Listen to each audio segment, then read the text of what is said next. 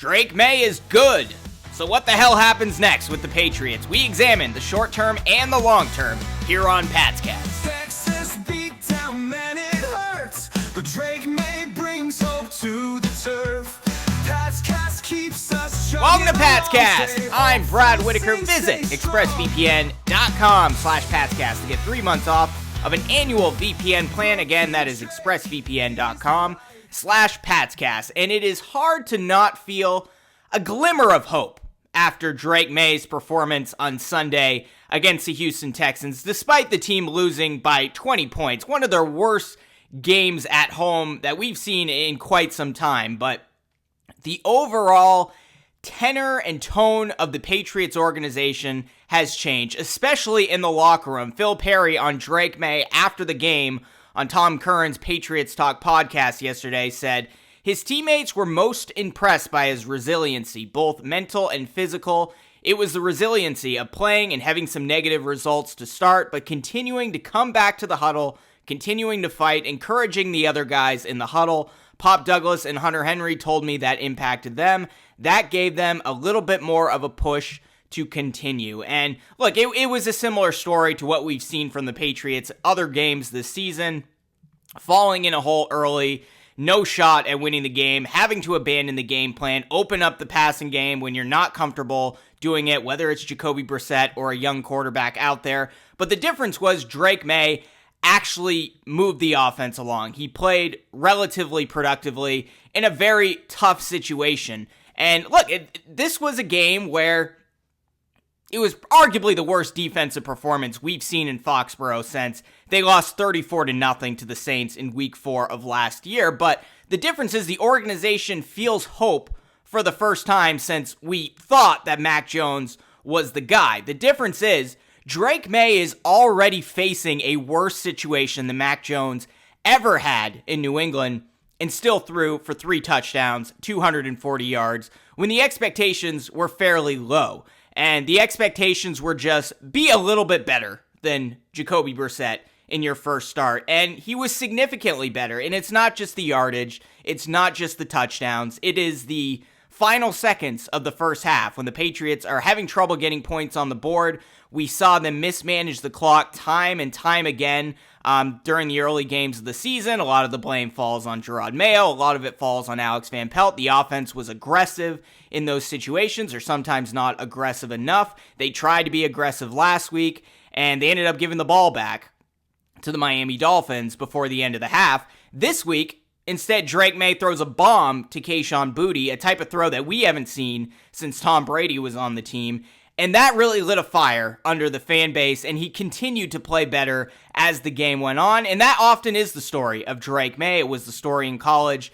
Bit rusty when he first gets into the game, but gets better as the game gets going. And I think he's going to continue to improve the more reps he gets as the starting quarterback for the Patriots. And, you know, the fans weren't happy, especially with the defensive performance. They were booing at the end of the game, but those boos were really just support for Drake Maye and wanting him to get another crack at the end zone. I mean, in reality, Drake Maye probably should have thrown for 4 touchdowns, 270 yards, if the Patriots hadn't let the clock run out there in the final minutes in that final drive. I think Maye could have walked away with 4 touchdowns and almost 300 yards, and we know he's more than capable of doing that, whereas Jacoby Brissett, you're just lucky if you're able to crack 200 yards, which he didn't even do once this season. So really, for the first time since 2018, the Patriots lost the game, not necessarily because of the offense, but because of the defense, which seems a lot more fixable than getting your franchise quarterback. And I don't want to just say the offense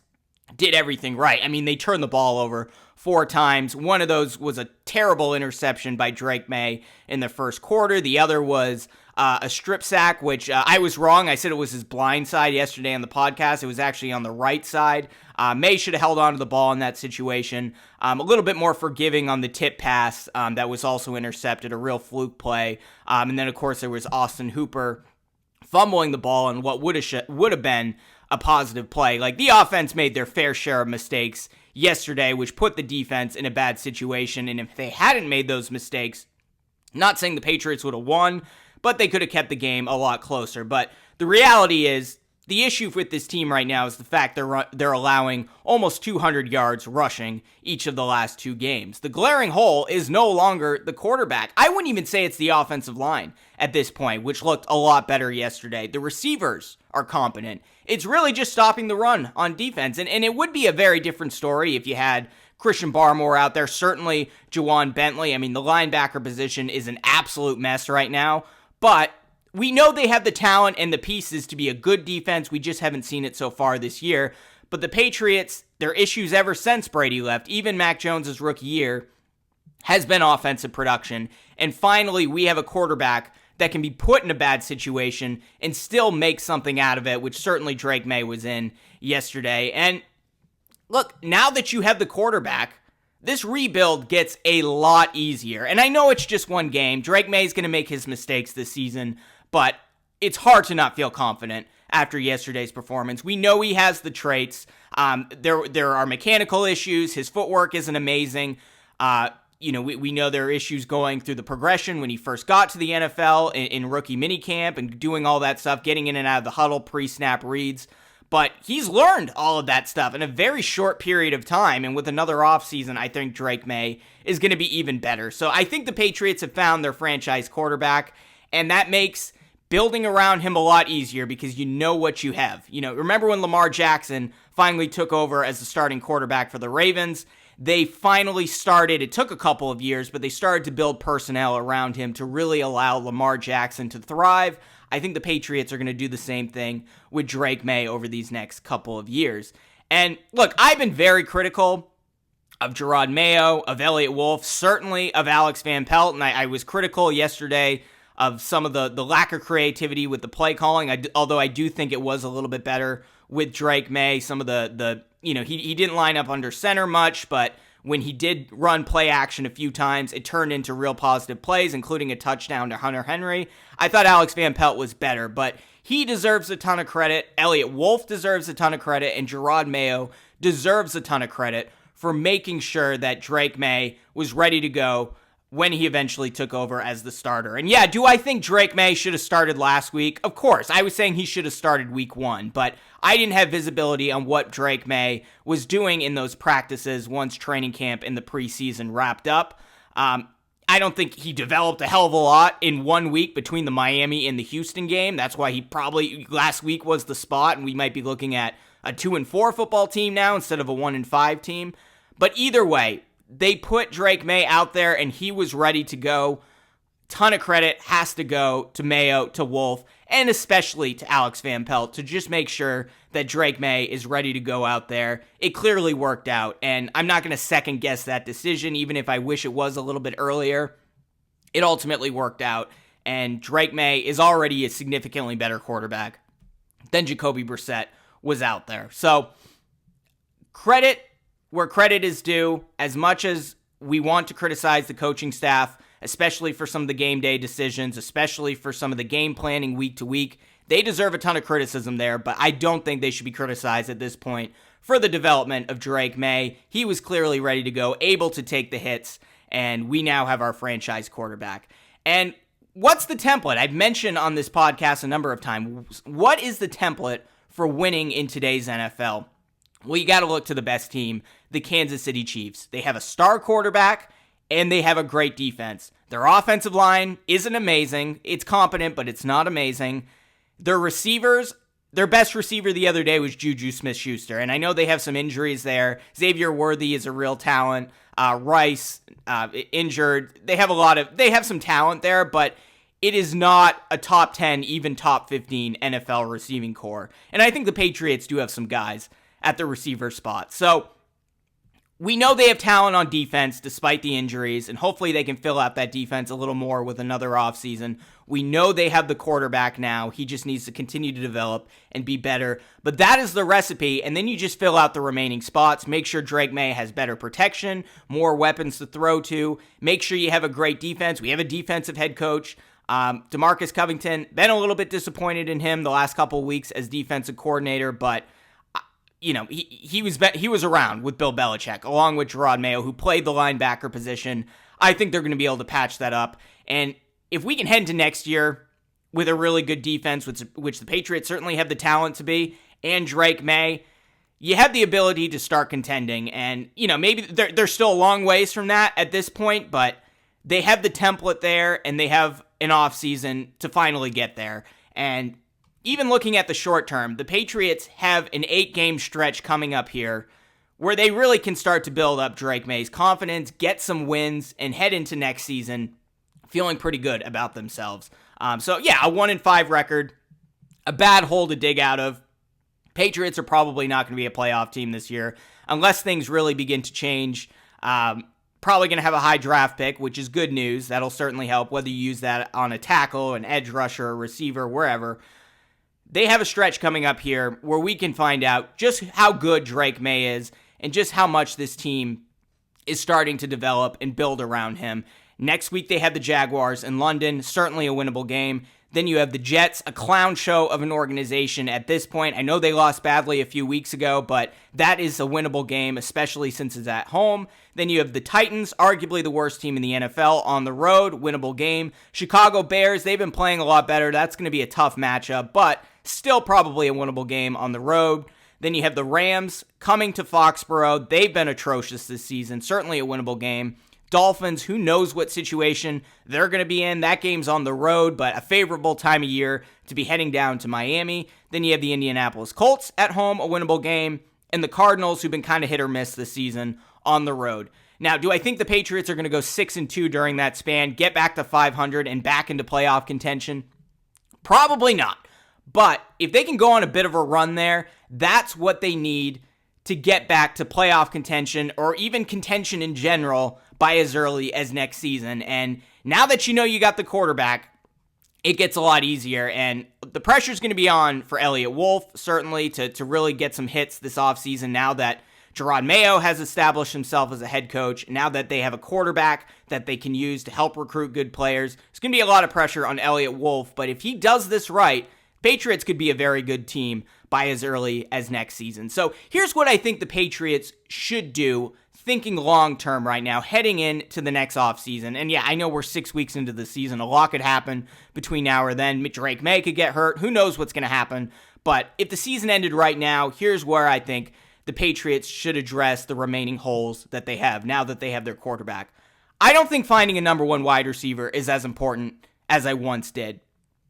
Jalen Polk's really struggled the last couple of weeks. 2 really bad drops in yesterday's game. But I'm really not that worried about him. That is not something he struggled with as much in college. We know he's a good route runner. We know he has good hands. He's played that number one role pretty well since coming to New England. And the Houston Texans essentially just took him out of the game. That's why he wasn't contributing all that much. So I'm really not that worried about Jalen Polk. Am I concerned with his performance the last couple of weeks? Sure. But if we're looking long-term, I think he's going to be fine in that receiving core and could be a real number one guy going forward.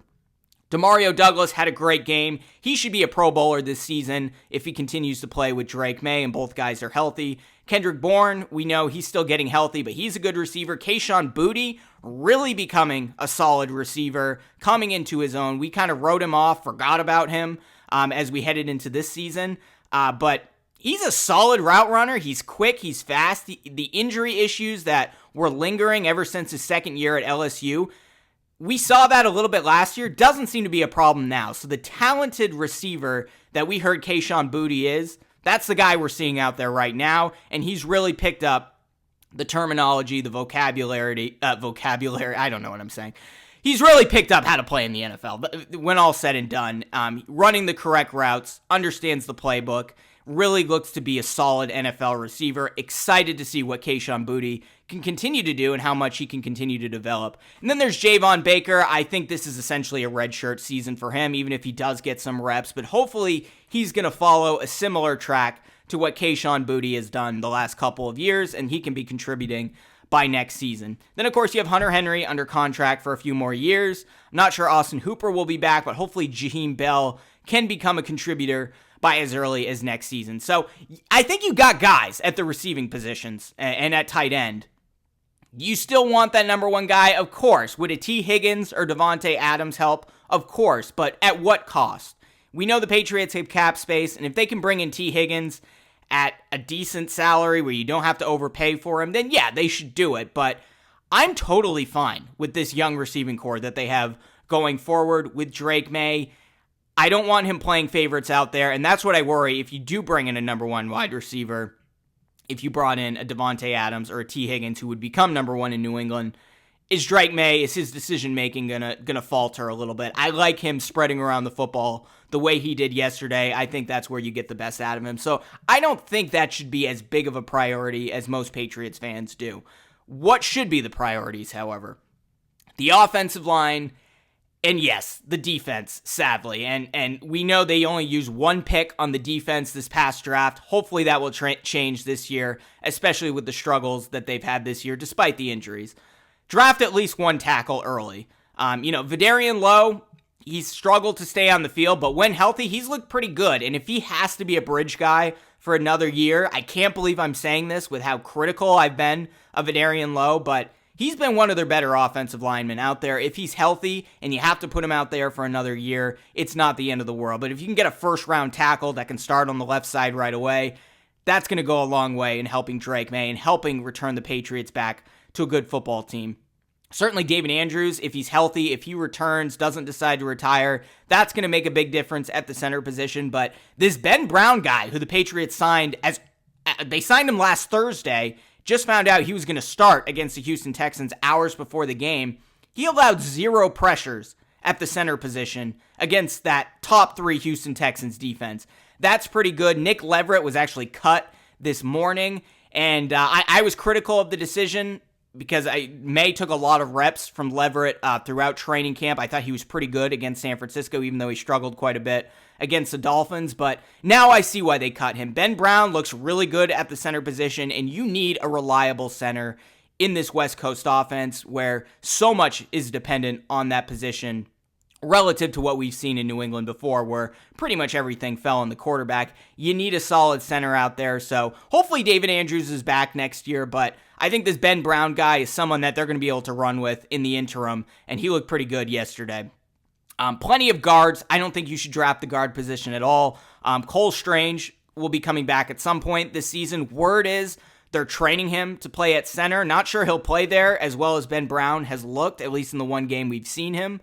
But Cole Strange starting at left guard or starting at center, that's going to be an improvement to this offensive line. You have Sidney So, who's obviously banged up, but he's more than competent when healthy. And then Layden Robinson, who's been a bit hit or miss this season. Played a little bit better earlier in the year, but hopefully another year of development, he can be back in that starting lineup. And then hopefully Caden Wallace can work out at tackle with another year under his belt. We know he's injured, but I think the ideal situation is you draft a left tackle this year, this coming NFL draft. Caden Wallace goes back to right tackle where he played. He spent his entire time in college, very good at that position. You keep Mike Onwenu at right guard, David Andrews at center, and then the best guard available at left guard. And then I think you're off and running with a pretty decent offensive line, and you're really only one draft pick away from being able to make that happen. And look, I don't think this offensive line is as far off as people think. They've looked a lot better these last couple of weeks. Not in terms of run blocking. They're obviously struggling there, but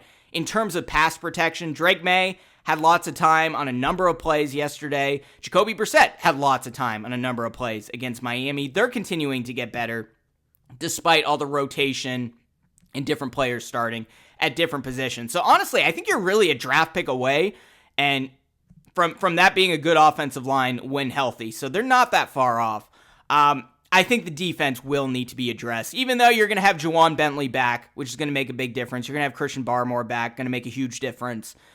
They're going to need to add some pieces to that defense, and that starts with an edge rusher. The Patriots really have not generated a ton of pressure on that on the edge ever since Matthew Judon left. It's basically Keon White, and that's it. You need to replace Judon with a guy on a rookie contract. If they use their first-round draft pick on the best edge rusher in the draft and defer tackle to the second or third round, maybe that's not ideal, but that will go a long way in helping this defense begin to generate pressure, rush the quarterback a little bit, and make life a little bit easier for the offense and get them the ball earlier. So the Patriots are not losing the time of possession battle every single game, and they just have not had a great pass rush outside of Keon White, who's been a bit of a head case running inside when they want him to run outside. There's a lot of issues there. I think first or second round, use it on an edge rusher, and that will help beef up that defense quite a bit. And then, of course, add depth to the linebacker position. Juwan Bentley will be back next year, but without him on the field, it's a huge drop-off. Jelani Tavai, Raekwon McMillan are a major part of the problem right now. Tavai, I love a lot of the big plays that Tavai is able to make out there, but he was the reason for a number of the big plays that Houston was able to generate on the ground yesterday. And then Raekwon McMillan probably shouldn't even be on the roster at this point, but you need him right now just because of how slim you are at linebacker. Look, you'll have Bentley out there, you'll have Tavai next year, but you got to add some depth to the linebacker position. That's something that Bill Belichick always made sure to do.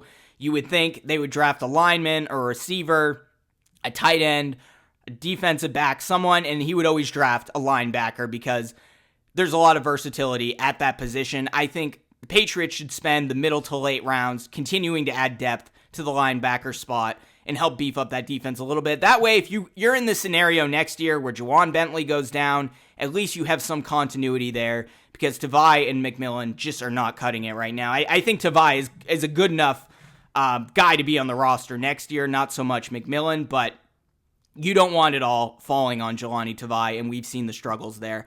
And then finally, maybe another defensive back. I really wish the Patriots had gone after a guy like Stephon Gilmore to put opposite of Christian Gonzalez, who's looked spectacular this season. I am happy with Marcus Jones this season. I think he's done a good job despite his size. Jonathan Jones has been hit or miss.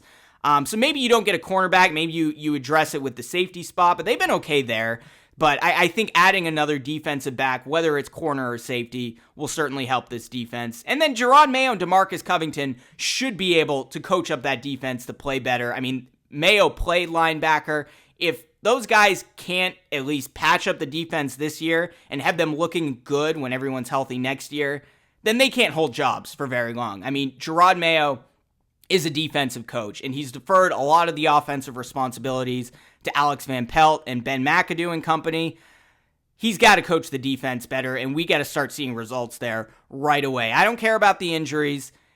These are NFL players. The tackling has to be better. It's just fundamentals at this point. And yet, I know they don't have the best players, especially at the linebacker spot, but they can do enough to prevent offenses from running the ball for almost 200 yards. So Mayo has to do a better job there. Covington certainly has to do a better job. But overall, we got the quarterback, right? I think we got weapons at receiver and at tight end. I think they're one spot away from having a decent offensive line. Really, the issues fall on the defense. The DBs are pretty good. It's just they have trouble generating a pass rush, and the linebacker position does not have a lot there right now with Juwan Bentley out. So maybe you address receiver, but I think the biggest priority is getting a tackle, adding depth to the linebacker position, adding an edge rusher, and adding a little more pieces to the defensive back roles. And then I think the Patriots can be off and running. But look, we know Drake Maye is probably the guy at this point. The key is to build around him. A lot of hope, a lot of optimism for Patriots fans right now. Very exciting to see. Hopefully they can go on a run these next few weeks. It's really going to determine what this team looks like going forward. Not going to be a playoff team in all likelihood this year, but we know they got the quarterback, or at least we have an entertaining product out there on offense with Drake Maye. Jerseys are going to sell.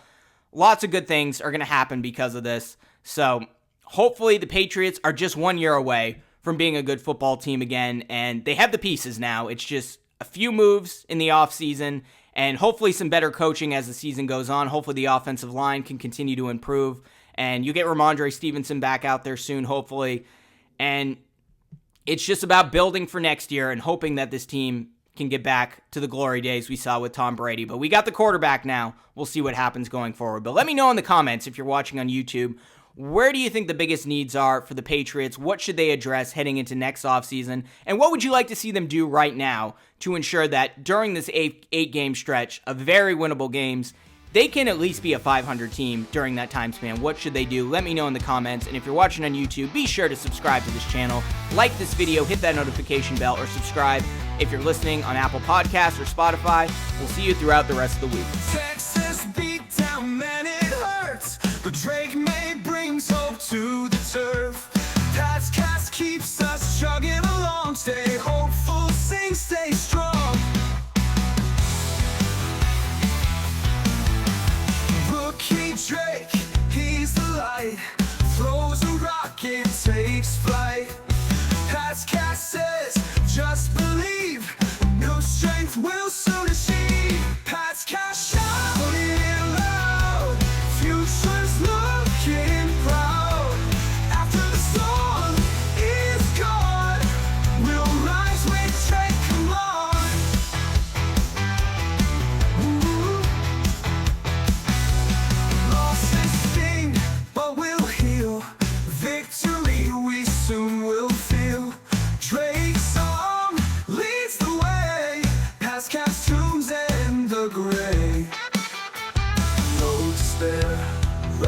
again.